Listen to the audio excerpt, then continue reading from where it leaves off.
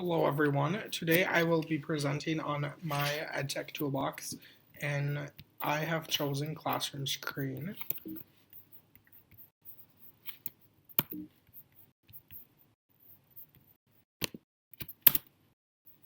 So let's go ahead and start off with some basic information.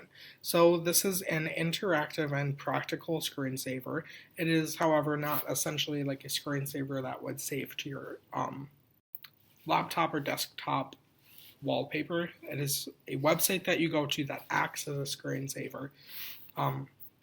So you can, better manage your classroom and have different tools. And we're going to go insight onto some of these different tools later on. I found this when I was just researching online for like teacher-driven technology like tools. Now, continuing on, this tool is, however, only compatible with laptops and desktops. So to get to it, you would want to Google Classroom Screen. Let's go ahead and continue on with some affordances. So let's start with the positive ones. This is easy to use. I considered little to no time to understand how it works. It was very self-explanatory. It offers multiple features like the stoplight, as you had seen earlier on the last slide. And along with a timer, it does improve classroom management because you can have the stoplight that can be like, okay, green means yes, we can use our phones for research. Yellow is yes, you can use it, but you need to ask. And then red is like, okay, no phones allowed at this time. So you can put that up when students are working as like a visual reminder that what you can and cannot be doing. That way you don't have to spend as much time as constantly reminding students because the reminder is always going to be there naturally. Next, different languages are available. That is definitely a piece that adds some equity to the classroom. And the biggest one is that it's free. As teachers, oftentimes we find tools, however, they are not free. Continuing on, some of the negative affordances is that it is only compatible with desktops and laptops, which means you cannot use it on an iPad or a cell phone. And it won't sound the timer if you leave the screen. So there is a timer setting that you can use.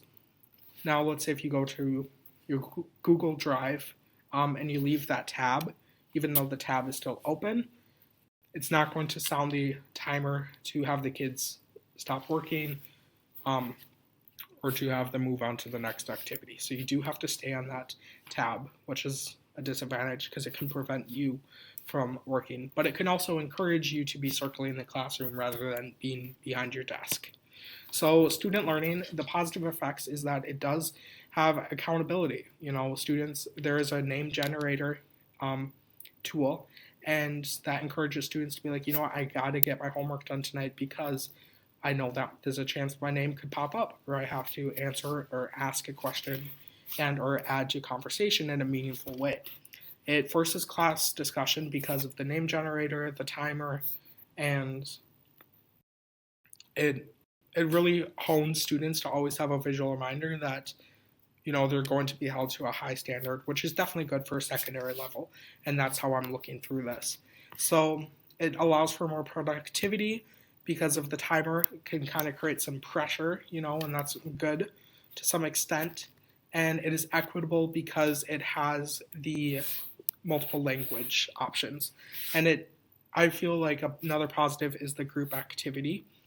It allows for group activity by there's a text box and a drawing box and different things of that nature. And you can have the students set up like their own timer so they can work at their own pace throughout the hours, or different groups can be working on different sections if you're sending them to do tasks. And the negatives is it is more teacher-driven and an organizer tool than a comprehensive tool. It's not necessarily making the students think critically related to Bloom's taxonomy, rather than it is used to create structure and planning. All right, some social impacts is the name generator and the timer. Those can both create anxiety for students and too much pressure. So the class can become less predictable. That is another factor that can create anxiety. because some students, they need to know, all right, this is what we're doing this day, this is what we're doing the next day, and that's how it's going to be. Now, if you're using the screensaver tool, the name generator, for example, one of the biggest key takeaways that I found out of this is that it can create for anxiety, and they're not necessarily going to be when they're going to be called on to read. Now, field experience, I relate this to my classroom because I feel like I'm going to use it as bell work.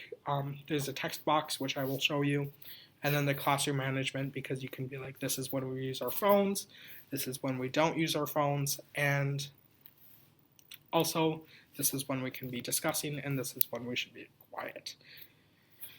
And I feel like that this also enhances classroom discussion because it has the accountability factor. And again, there might be some accommodations though that you might need to factor in given your classroom climate and the students. These are my references, and I will go ahead and show you how the website works. So you can choose different backgrounds. This is the name generator. You can move that, and it'll allow for you to type in like your class list, and then you can choose, and it'll pop up the name of the student. And next we have the drawing, so you can draw things. And it'll be good. You could use that as almost like a guessing game if you're going over like vocab words. So let's just say if you want to tell the students about the Emancipation Proclamation, you could draw like a piece of paper and then write I, Abraham Lincoln, something like that. So it could be a good like last minute, oh, there's 2 minutes left to class. What am I going to do? I didn't plan enough, which does happen sometimes. And then this is the text box over here. Let me go ahead and drag it. So you could have this popped up for the bell work and say, hello, please open your books to page 161. And then next is the traffic light. This would be good for when they can use their cell phones. So red means no, yellow means yes, but you have to ask, and green is yes, go ahead and use your cell phones for research and academic reasons. And next we have the timer. You can set it for like 10 minutes, 9 minutes. You can get really specific, and it allows for a great deal of flexibility. So that is my EdTech tool. Thank you.